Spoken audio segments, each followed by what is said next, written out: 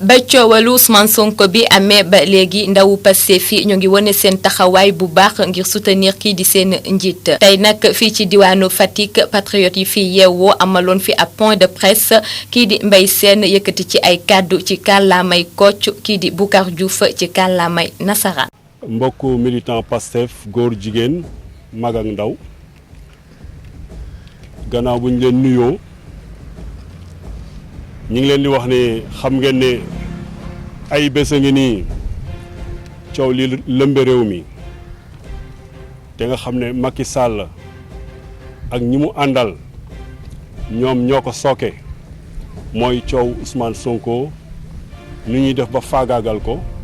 moom ak projet Pastef waaye ñi ngi artu Macky Sall ci ne dictature bi nga xam ne moom la bëgg a samp Sénégal ñun waa Pastef duñu ko nangu te buñ ko waxee loolu war na koo gëm. Nous tenons aujourd'hui à mettre en garde Macky Sall et son régime dictatorial contre toute tentative de profiter de cette affaire qui n'est désormais aux yeux des Sénégalais avertis qu'une pièce théâtrale jouée au plus haut sommet de l'État pour museler et bâillonner un adversaire politique gênant. Nous appelons tous les citoyens de Fatick et d'ailleurs épris de justice et de valeur à rester vigilants et à exiger le respect de l'état de droit et la souveraineté du peuple sénégalais. Le président Ousmane Sonko ne sera pas l'agneau du sacrifice pour un éventuel tripatouillage de la Constitution. ñi ngi woo mbokku Fatick yëpp farandoo Ousmane Sonko yëpp góor jigéen mag ak ndaw ñu yokk vigilance te teewlu li nga xam ne moom moo xew actuellement ci réew mi ndax réew mi ñun ñëpp ñoo ko bokk du ñu nangu benn yoon paaka ba rendi Karim Wade rendi Khalifa Sall paaka boobu du ñu nangu mu jege Ousmane Sonko ba koy laal. Nous prenons l'opinion à témoin de toute dérive qui résulterait de cette atteinte gravissime à la dignité de la personne de Sonko par l'entremise des pouvoirs judiciaires et législatifs. La justice de notre pays souffre gravement de l'emprise de l'exécutif. La preuve, l'attaque ignoble dont ont fait l'objet nos camarades patriotes par Matar Ba et sa bande lors de la campagne pour la présidentielle de 2019 est restée impunie malgré la plainte déposée à bonne date. Le président Macky Sall, coutumier des faits sur la mise hors course d'opposants, est conscient qu'après Karim et Khalifa Sall, ce ne sera jamais le tour de son adversaire le plus coriace, en l'occurrence Ousmane Sonko. La détermination des patriotes sera un rempart infranchissable contre ces techniques machiavéliques de Benno Bokk Yaakaar. ñu ngi leen di yëgal ni coow li ko undu yëpp Macky nguur gi daa yéeg ci kaw bopp bi comme ni mu tar di def doomu aadama bam ko ñamee ba tey xamatul fu muy teg tànkam looloo waral lii lépp muy ruumandaat pour mun a des moom kese ci bopp réew mi loolu duñu ko nangu ndax réew mi état de droit la république la daa wut ba am il faut mu permettre ñeneen ñi tam ñu wut ba mun a am li nga xamante ne mooy banqaas yi war a yor réew état de droit lépp salfaañe na ko rawatina justice bi nga xamante ne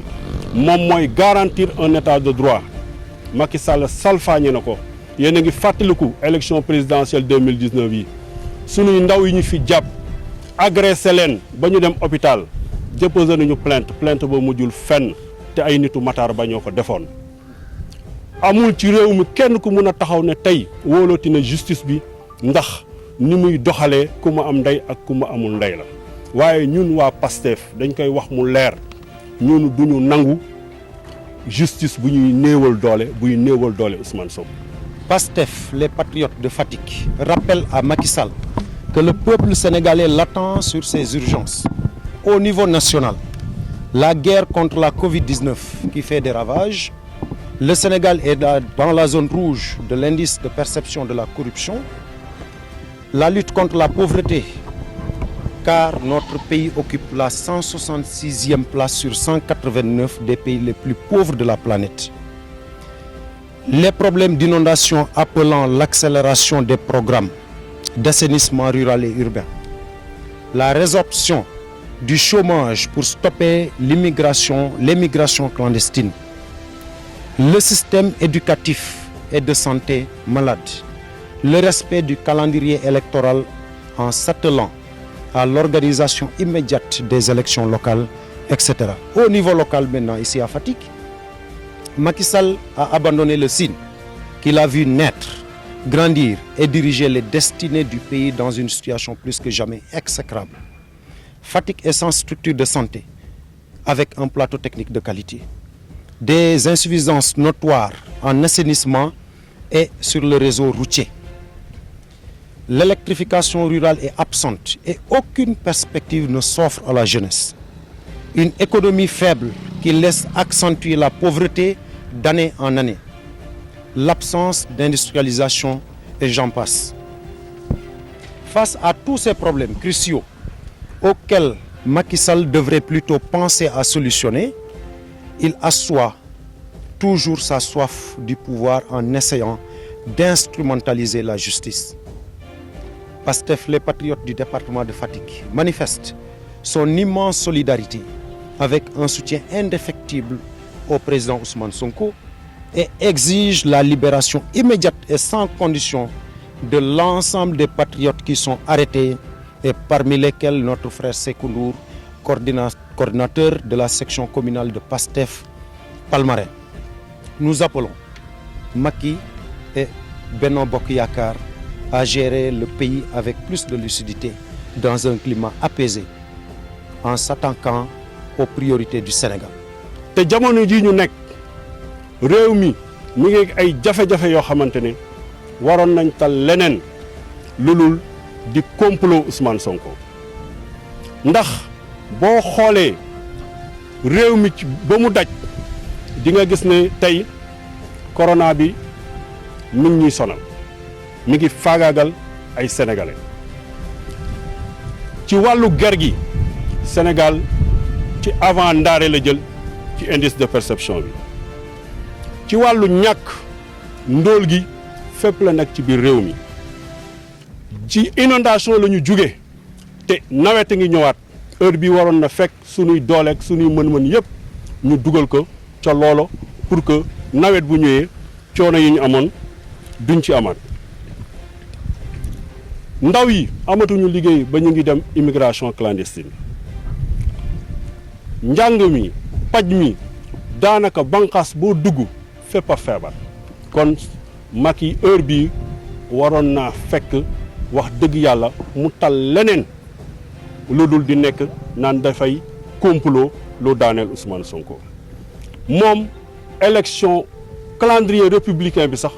mënu ko respecté kenn mënul laa wax tey jii kañ la élection di am loolu gàccale ci moom gàccale ci réew mi gàccale ci bépp sénégalais boo ñëwee fii ci Sine nga xam ne Macky Sall fii daanaka la yaroo gis ngeen dara amu fi pauvreté baa ngi fi xale yi amuñu liggéey benn industrie taxawu fi lépp ngi ci suuf salfaañee nañ lépp amul sox jotu waa Sine kon wax dëgg yàlla bu doon lu liggéey dong am na lu ko mot sëkk ñu mbubb ak tubéy dañ koy wax ne nag fii la ñëw indi bàkkam naan o faja ngooro rooga dem na xolum o fañin fañ cawa caca wante dama koy xamal ne o faña Ousmane rooga dem na xolum o fañin fañ cawa caca waaw ba faw kon moom roog dem na xolum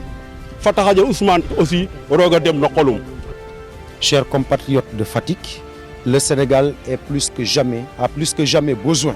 de nous et il est l'heure que nous apportions notre brique à la reconstruction de ce pays. Serrons-nous les coudes en portant jusqu'à bon port notre projet de Pastef avec le président Ousmane Sonko en 2024, quoi qu'il adviendra. Vive le Sénégal, vive Pastef, vive Ousmane Sonko. Pastef les patriotes, le don de soi pour la patrie. Merci beaucoup.